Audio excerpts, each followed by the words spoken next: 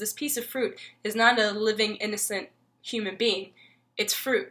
So we can do that, but we can't use these on people. Got it? You sure? Okay, we'll come back to that thought again for sure.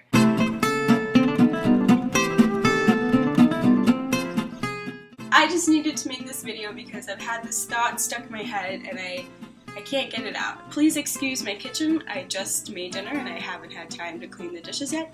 As you can see, my mom is probably going to be yelling at me about this later if she sees this. Hi Mom! I wanted to make this quick video because I was just making dinner and I had this thought in my mind that I could just not get out of my head. And that thought is that I've realized there are a lot of people out there in the world that are very, very confused. And if anything, I'm hoping that I can make this little video just to help them out, make their lives a little bit less confusing, hopefully relieve some of that confusing stress. The world is a confusing place, that's for sure.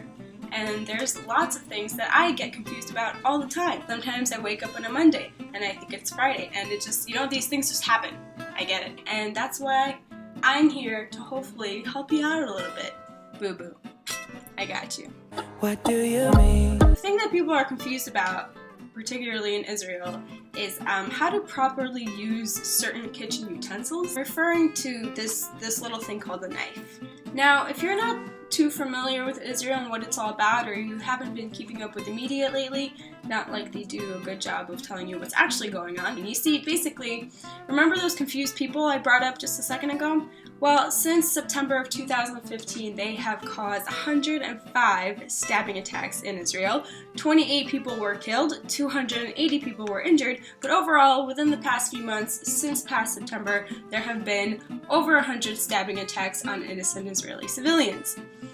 This is really bad. Ain't nobody got time for that. Overall, as you can see, we have a lot of confused people who aren't sure what they should and should not use this for. Among that, these confused people have made a tutorial video how to properly stab Jews and Israelis specifically, and what areas of their body they should stab them, and how to properly kill them and things like that.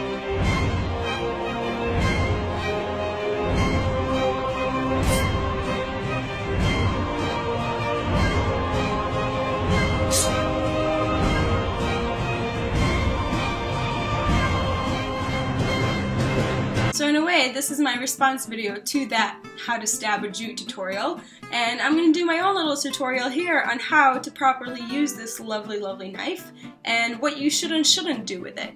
And hopefully it will resonate with these confused people and give them some sort of clarity in their life. Before you even think about using this knife, you need to think about what you're going to use it for. Is the subject you're going to be using it for alive? Is it a person? If yes, then put it down, because we do not use these on these, okay? Number two, you need to pick the right kind of knife. This is typical steak knife. I don't know, I don't eat steak, but this is your typical knife that you would use to cut non-human things. We've got this butter knife right here, which is dirty, but we also have this guy right here, which is similar to this, but the reason I like this green one better is because check it out. Whoa, it's got this cover on it.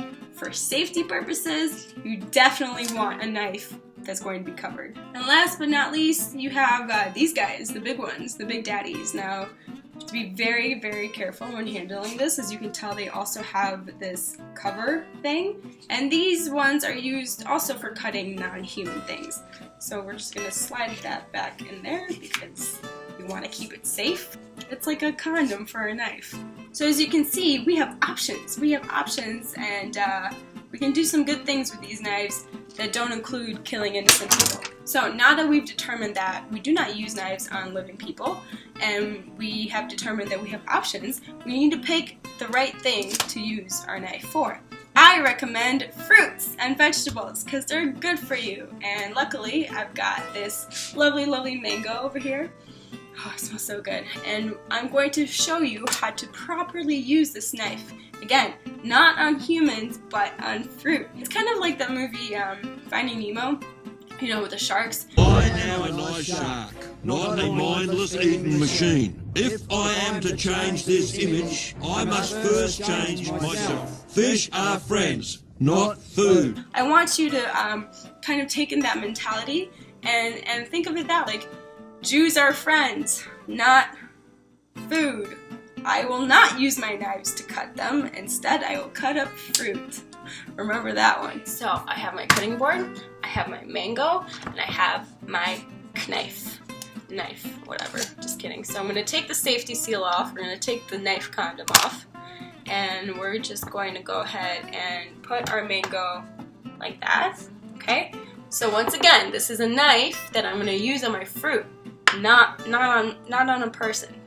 Don't do that. Just stop, okay? Just stop. Mangoes are soft on the outside, but they do have a big pit on the inside, so we want to cut around that. So we're going to go ahead and just cut it like so. Ooh, see? Look at that. And guess what? Nobody had to die for this. It's awesome. It's a win-win situation, honestly. You get fruit, you can go share it with your lovely Jewish neighbors, and eat it and have fun instead of go to jail and cause a ruckus. Now we're going to take the other side, we're just going to flip it, and we're going to do the same thing. Please bear in mind, if you are at that height where you wouldn't be able to see over this countertop, please do this with a parent. Do not do this on your own. Children looking at you. Alright, now this is a little trick you can do with the mango as well. So again, take your knife that you did not use on any humans, and we're going to continue using it on our fruits, because that's all you should really use it for. And we're just going to cut in like so. Like make little lines like that, and then flip it over and do the same thing. Like so.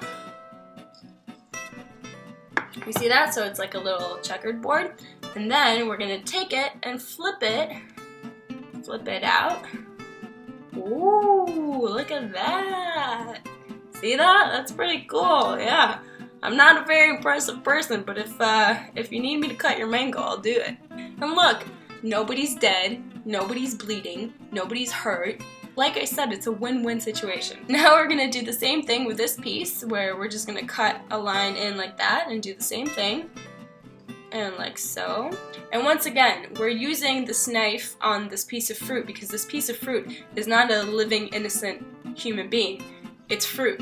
So we can do that. But we can't use these on people, especially innocent Jewish people walking around the city. Alright, got it? You sure? Okay, we'll come back to that thought again for sure. And now we're going to flip. Whoa, look at that! Look at how cool that looks. Da-da-da-da-da-da. Ta-da! I love mango. Like, it's so yummy. So, now you need a plate because your mother taught you better than that. And you have manners. I hope. I've got my plate right here, and let's go back over that way, and we're going to plate our fruit. Alright, welcome back to this side of the kitchen. Hello from the other side. I like variety in my life, so I'm going to go ahead and grab some more fruits. I've got some blueberries. I'm just going to sprinkle it on top. Blueberries are like nature's sprinkles. Here we have our lovely, lovely plate of fruit that we cut up and that we now get to enjoy. This knife produced this masterpiece. Look at that. Look at those skills. Damn.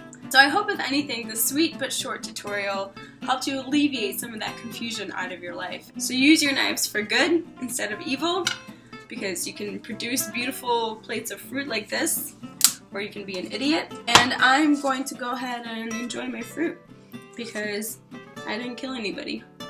So I hope everyone has a knife day. Okay, bye!